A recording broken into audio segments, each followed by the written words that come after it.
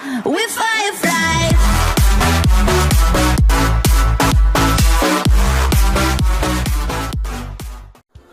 Hello and welcome to the third video of this course. Today we will be looking at the tools bar in Gravit. Let's get started. So this one right here is the tools bar of Gravit Designer. So if you're familiar with the tools in Illustrator and Photoshop, you'll be finding whenever you open Gravit for the first time. It's more identically placed at the top. So you have a set of tools to work with and to play with inside of Gravit. Let's begin with the pointer tools or the selection tools.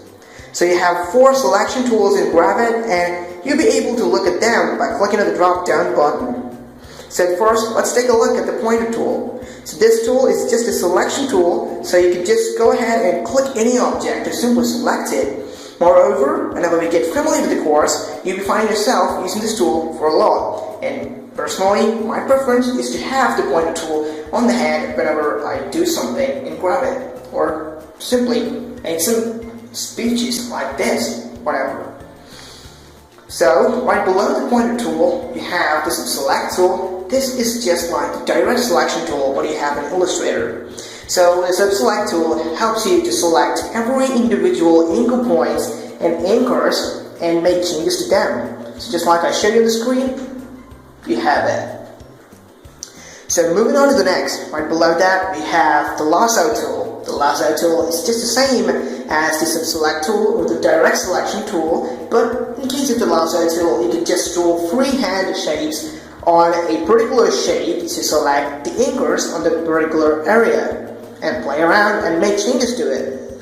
So moving on to the next, we have the layer tool. I don't find myself using this tool a lot, but whenever you have multiple layers in your artboard and you'll be finding yourself using this, may or may not possible.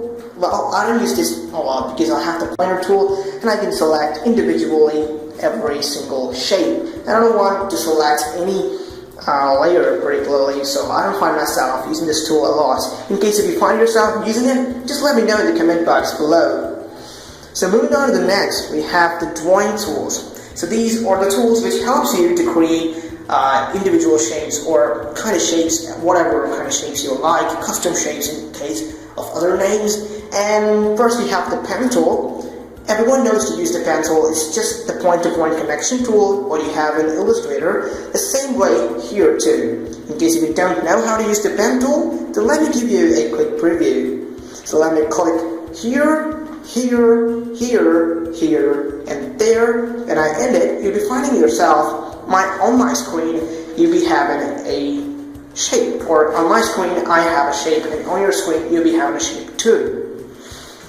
So moving on to the bullet circle, or right below that we have a set of some other drawing tools, and we'll take a look at them in the upcoming videos, or when we get familiar or deep inside this course, you'll be finding yourself using these tools a lot, or whenever you create your own artworks instead of Gravit, you'll be using this a lot.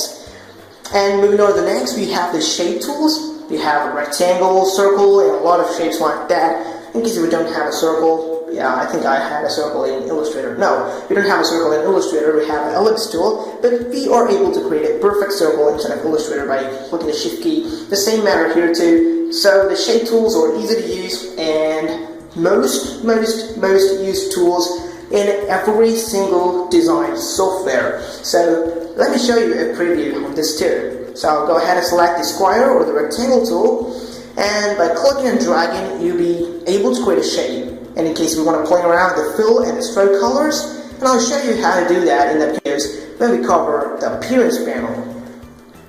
Moving on to the next, we have the text tool. The text tool is the obviously easiest tool to use.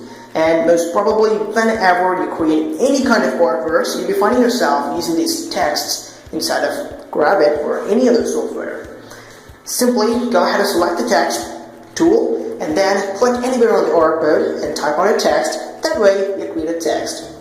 There's another way of creating a text by creating a text box and entering the text right inside of that. But personally, I don't find myself, or I don't like using text boxes, but in case you're going for some leaflet designs or some flyers or some visiting cards, then you might find yourself using text boxes. But the disadvantages of the text boxes are just a premium number of text can be used, but not more than don't. So I don't find myself using it, or I hate using the text boxes. So I find myself using the freehand type tools.